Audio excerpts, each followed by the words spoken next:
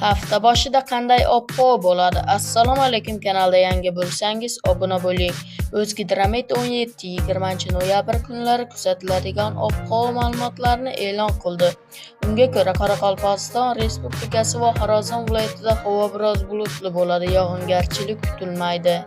Harorat kechasi 17-19 noyabrda 2-7 daraja iliq, 20 noyabrda 0-5 daraja iliq, kunduzi 17 noyabrda 17-22 daraja, 18-20 noyabrda 10-15 daraja issiq bo'ladi.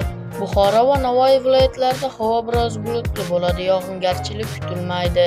Harorat 17-18 noyabr kechasi 4-9 daraja, kunduzi 17-22 daraja iliq bo'ladi. 19-20 noyabrda 2-7 daraja iliq, kunduzi 13-18 daraja issiq bo'ladi. Toshkent, Sirdaryo, Jizzax va Samarqand viloyatlarida havo biroz bulutli bo'ladi, yog'ingarchilik kutilmaydi. Harorat kechasi 4-9 daraja iliq, kunduzi 17-18 noyabrda 17-22 daraja, 19-20 noyabrda 13-18 daraja iliq bo'ladi. Qashqadaryo va Surxondaryo viloyatlarida havo biroz bulutli bo'ladi, yog'ingarchilik kutilmaydi. Harorat kechasi 4-9 daraja, kunduzi 17-18 noyabrda 19-24 daraja iliq, 19-20 noyabrda 14-19 daraja issiq bo'ladi.